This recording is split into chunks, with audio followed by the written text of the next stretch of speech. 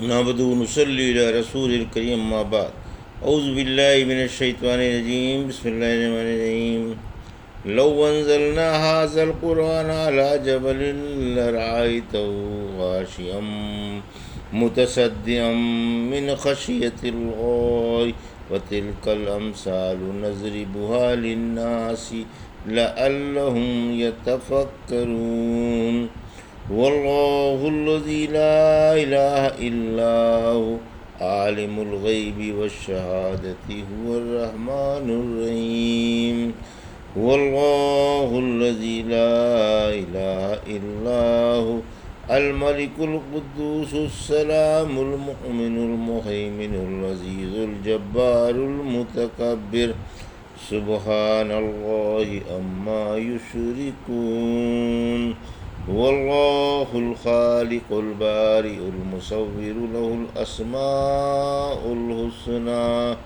يسبح له ما في السماوات والأرض وهو العزيز الحكيم۔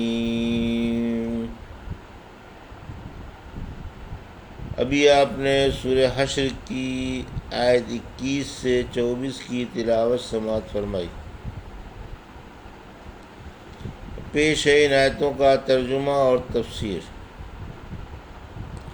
لو انزلنا هذا القرآن على جبل لرأيته خاشعا متصدعا من خشية الله وتلك الأمثال نضربها للناس لعلهم يتفكرون۔ آیت 21۔ والله الذي لا إله إلا هو عالم الغيب والشهادة هو الرحمن الرحيم۔ آیت 22۔ هو الله الذي لا إله إلا هو الملك القدوس السلام المؤمن المهيمن العزيز الجبار المتكبر سبحان الله عما يشركون۔ آیت 23۔ هو الله الخالق البارئ المصور له الأسماء الحسنى يسبح له ما في السماوات والأرض وهو العزيز الحكيم۔ آیت 24۔ ترجمہ۔ اگر ہم یہ قرآن کسی پہاڑ پر اتارتے تو آپ اسے دیکھتے کہ وہ اللہ کے خوف سے جھک کر ٹکڑے ٹکڑے ہو کر گر پڑتا۔ اور یہ مثالیں ہیں جو ہم لوگوں کے سامنے بیان کرتے ہیں تاکہ وہ سوچیں۔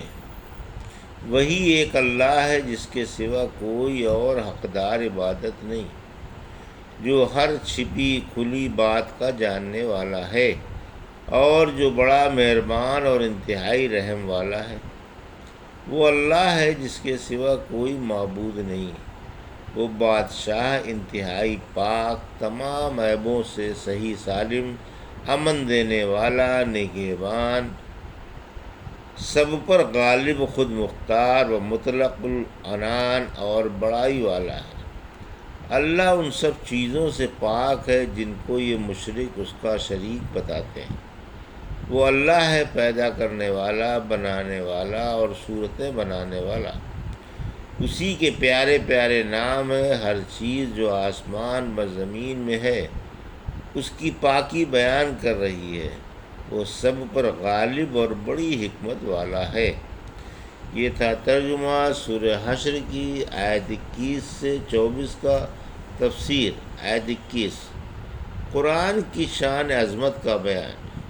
ایک تمثیل سے قرآن کی عظمت و شان اور اس کی کمال بزرگی کا بیان ہے کہ در حقیقت یہ مقدس کتاب اس لائق ہے کہ اس کے سامنے دل جھک جائیں، کپ کپا اٹھیں اور لرز جائیں اور بدن کا رونگٹا رونگٹا کھڑا ہو جائے۔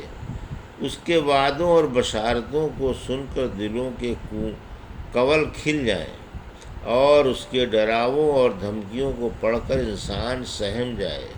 یعنی اگر یہ قرآن کسی پہاڑ پر اترتا تو وہ بھی ٹکڑے ٹکڑے ہو جاتا۔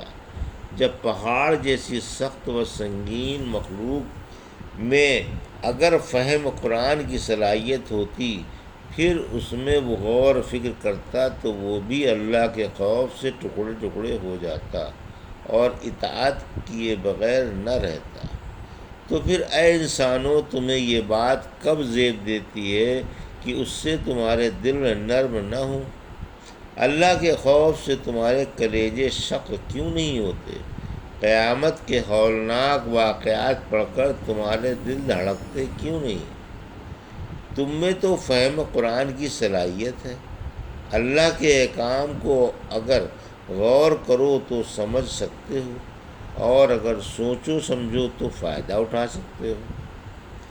ابن عباس تعالیٰ فرماتے ہیں، یعنی اگر میں یہ قرآن کسی پہاڑ پر اتارتا اور اس پر رکھ دیتا تو وہ اس کے بوجھ سے اور اللہ کے ڈر سے پھٹ کر ٹکڑے ٹکڑے ہو جاتا۔ اللہ نے اس آیت میں لوگوں کو حکم فرمایا کہ جب ان پر قرآن اترے تو انتہائی خوف و رغبت سے اسے قبول کریں اور متاثر ہوں۔ ایک متواتر حدیث سے ثابت ہے کہ جب رسول اللہ صلی اللہ علیہ وسلم کے لیے ممبر تیار ہو گیا تو چونکہ اس سے پہلے آپ ایک کھجور کے تنے پر ٹیک لگا کر خطبہ دیا کرتے تھے، جب یہ نیا ممبر مسجد نبوی میں رکھ دیا گیا تو آپ نے اسی پر خطبہ دیا اور اس کے تنے کو چھوڑ دیا۔ اس وقت اس تنے سے بلک بلک کر اس طرح رونے کی آواز آئی جیسے کوئی بچہ سسکیاں لے لے کر روتا ہے، کیونکہ یہ ذکر اللہ کو سنا کرتا تھا جس سے ذرا دوری ہو گئی۔ حسن رحمۃ اللہ علیہ نے یہ حدیث بیان کر کے فرمایا، تم کو اس تنے سے زیادہ رسول اللہ صلی اللہ علیہ وسلم کا مشتاق رہنا چاہیے۔ اسی طرح یہ آیت کریمہ ہے کہ جب ٹھوس پہاڑوں میں اگر کلام اللہ سننے اور سمجھنے کی صلاحیت ہو تو وہ ریزہ ریزہ ہو جائیں اور اللہ کے خوف سے پھٹ جائیں۔ تم تو سنتے اور سمجھتے بھی ہو، تمہیں کیا ہو گیا ہے؟ کیوں نہیں جھکتے؟ اگر کسی قرآن سے پہاڑ چلا دیے جاتے یا زمین کاٹ دی جاتی یا مردے بول پڑتے تو وہ یہ قرآن ہوتا۔ آیت 22، اللہ ہی معبود و رب ہے، یعنی اللہ کے سوا کوئی حقدار عبادت نہیں، نہ کوئی اس کے سوا رب ہے۔ اس کے سوا جس کی عبادت کی جائے باطل ہے۔ سچا معبود تو وہی ہے، ایک اللہ ہے۔ اسے تمام کائنات کا علم ہے، جو ہماری آنکھوں کے سامنے ہے اس کا بھی اور جو ہم سے اوجھل ہے اس کا بھی۔ اس سے زمین و آسمان کی کوئی چیز خواہ چھوٹی ہو یا بڑی پوشیدہ نہیں ہے، یہاں تک کہ اندھیرے میں چیونٹی کو بھی وہ جانتا ہے، رحمان و رحیم ہے۔ یہاں یہ مراد ہے کہ اللہ ہمگیر رحمت والا ہے اور اپنی رحمت سے تمام مخلوق کو گھیرے ہوئے ہے۔ وہ دنیا اور آخرت میں رحمان بھی ہے اور رحیم۔ سورہ اعراف کی آیت 156 نے فرمایا، میری رحمت ہر چیز کو گھیرے ہوئے ہے۔ سورہ انعام کی آیت 54 نے فرمایا، تمہارے رب نے اپنے اوپر رحمت لازم فرما دی۔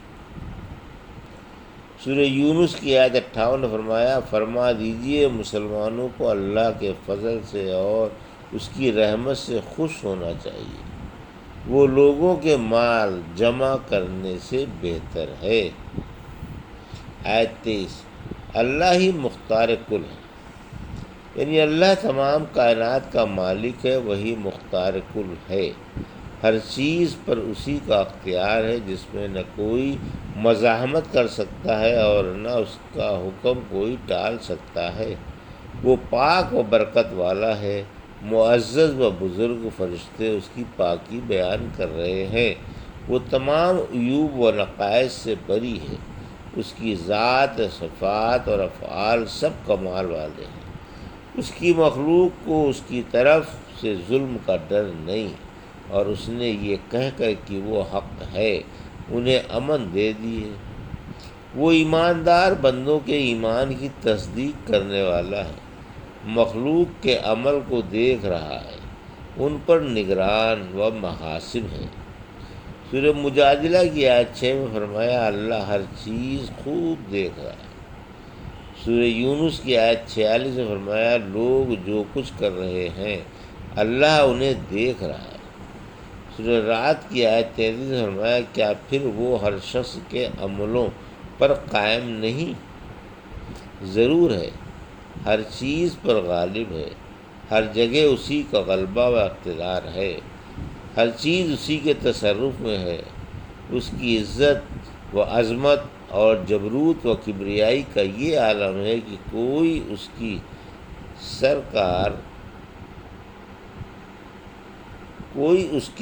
سرکار الوہیہ اور بارگاہ قدس تک پہنچ نہیں سکتا۔ بڑائی اسی کو زیبا ہے، صحیح حدیث میں گزر چکا ہے کہ عظمت میرا تہبند اور بڑائی بزرگی میری چادر ہے۔ جو شخص ان میں سے کسی وصف کو مجھ سے چھیننا چاہے گا میں اسے سزا دے کر رہوں گا۔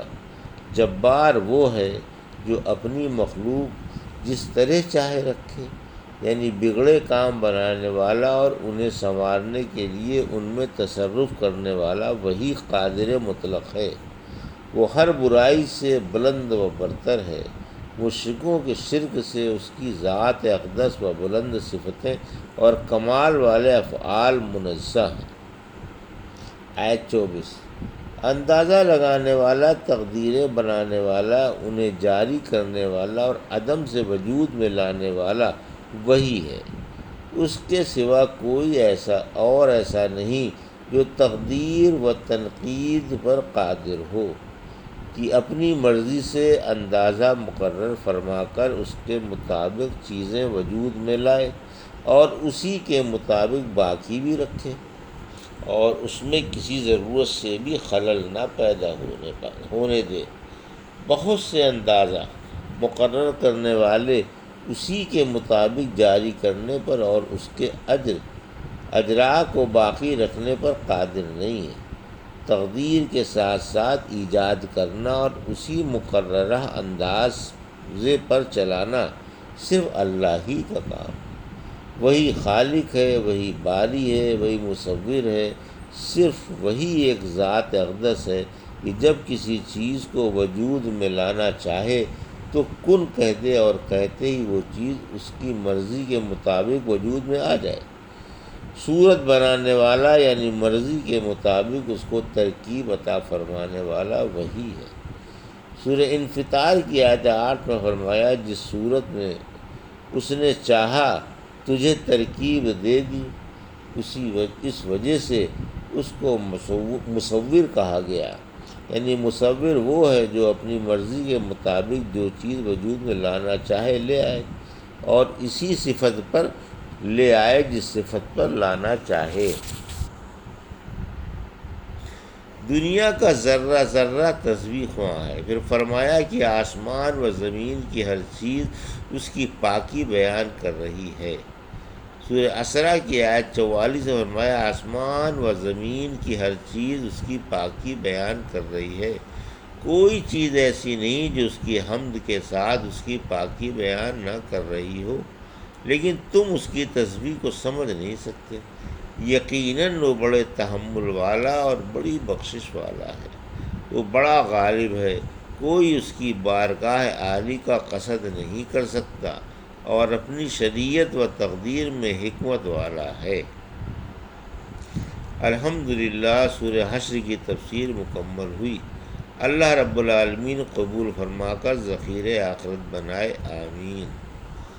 یہ تھا سورہ حشر کی آیت 21 سے 24 کا ترجمہ اور تفسیر جو بھی آپ نے سماعت فرمائی۔ بارک اللہ لی و لکم فی القرآن و نفعنی وإیاکم بآیات الذکر الحکیم۔